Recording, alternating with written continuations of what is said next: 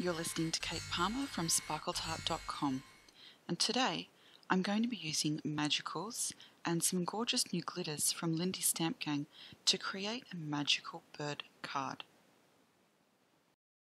To create what I'm making today, you're going to need a few dies. Bold ones work better. A rubon or stamp. Some of the new glitters from Lindy's Stamp Gang. I'm using Chartreuse and Brocade. One of the new Lindy's Stamp Gang magicals. This one is Curiouser Chartreuse, and it's one of the flat Fabios, which means it doesn't have any sparkle.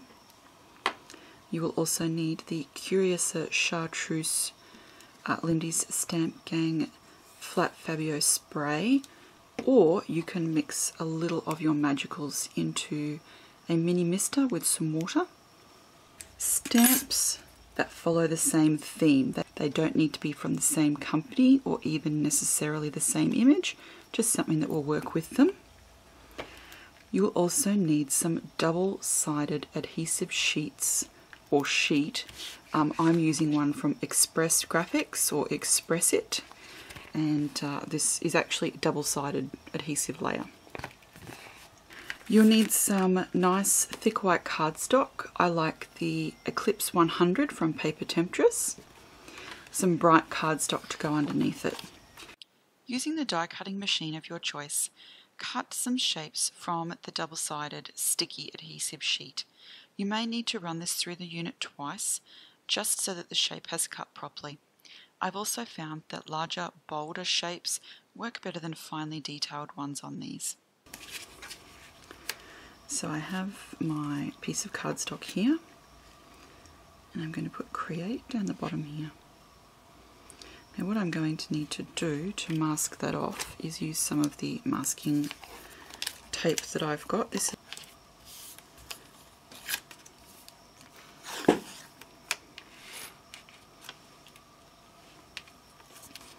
I'm just going to lay another piece right next to that first one. I'm going to remove the first one. It's a bit of a cheat's way to get a straight line. Now you could also measure, but I don't want to see any pencil marks on my finished piece. Now that should be about the size of my Create, with a little room top and bottom, and it is.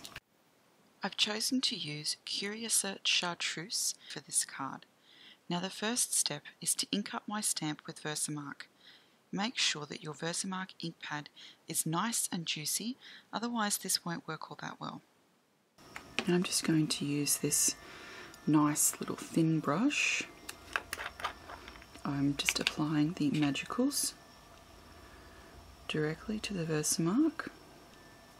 Now I have to warn you, applying the magicals to the stamp, especially a stamp this size, is a little bit time consuming because you don't want to add too much powder to the stamp, or else it's going to make a big mess and waste quite a bit of the powder. So just take your time. It doesn't matter, the Versamark won't dry, so take your time and do this really carefully and properly. It'll be worth the wait. Spritz the stamp. Now I'm just going to do this off to the edge here. Hold the water quite far away, so I'm about 30 centimetres, I think that's about roughly 14 inches, and you just want to mist it lightly. Now I've probably missed it about 6 times just then. You can see there's now water on the stamp, and I'm going to stamp this onto my cardstock. Now don't leave it sitting there too long. Now what you'll get here is the unmixed chartreuse. So when you mix these colours together, there's a little blue and a little yellow, it makes that wonderful green colour. I'm then going to spritz again, about another 5. Again, you can see that it's wet, and then stamp this again. Now I haven't put any more of the magicals on there. You'll see that I'm getting different colours here now. It's very autumny, this tone. So I've stamped again, and that will give a different blend. Spritzing again. What happens is as it gets wetter, the colours mix and blend a little bit more. So you get more of the green coming through, like this. Now you might choose to spritz again, or you might just continue to stamp. Make sure you vary where you put your stamp so it's not all the same image.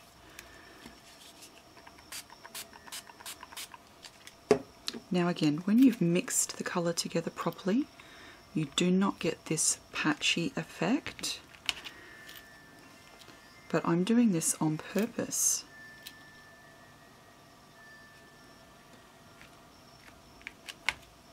See how I'm getting more of that green coming through now? Now I've stamped about 6 times. There's still ink on here. I'm just going to stamp once more off up the side there. And you can see how each successive layer is more like the actual colour of the Curiouser Chartreuse.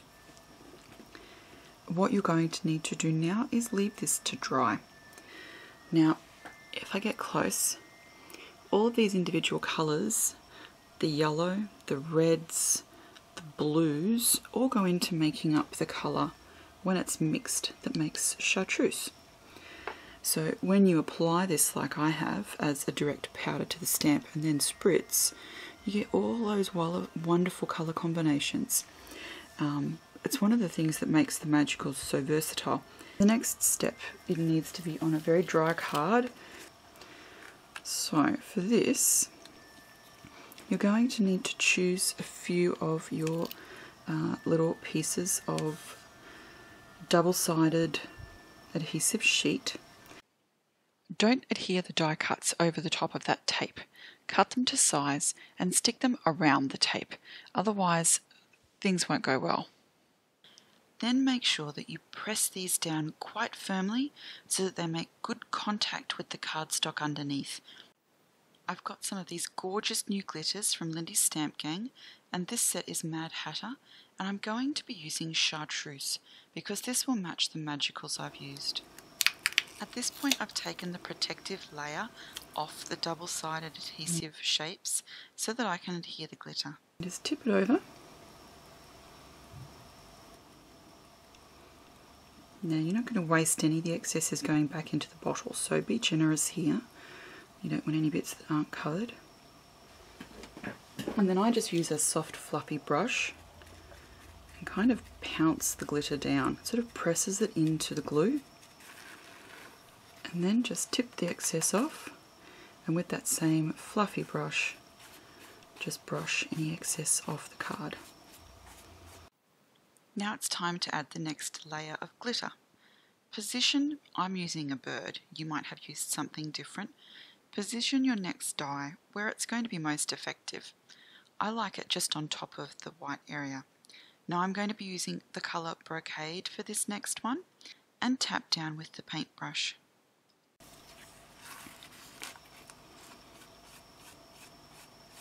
Now that's why it was so important to pounce and make good contact with that first layer, so that you can layer the glitters over one another without the pink getting into the green.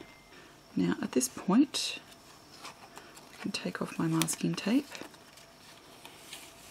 and while you might have a few little splashes underneath, on the whole you'll find that that's nice and clean.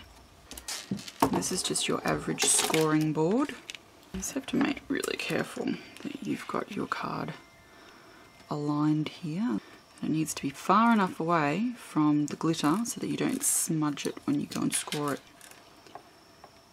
Now I'm actually scoring on the side or on the front because this is where I want that little ridge. And this is why I said use nice thick white cardstock so you get a beautiful ridge. I'm just going to do that again down here.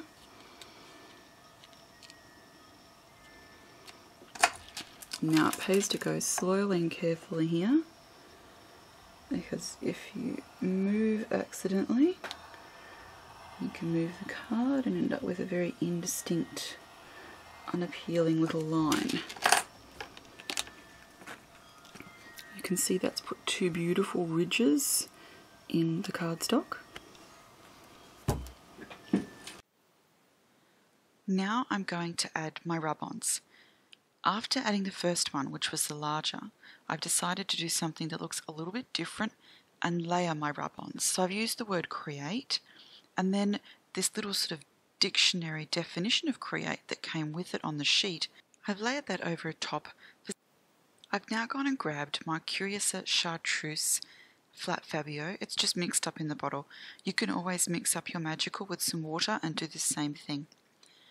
I'm taking the top off and I'm going to flick it over the card. The closer you are to the card, the larger your spots will be. The further away, the finer. It just kind of gives that little spray, pop of colour, and brings that whole card together. You can leave this bit off if you're not a fan of the spots and drips, but I kind of like it. Now this is how I've finished and mounted my card.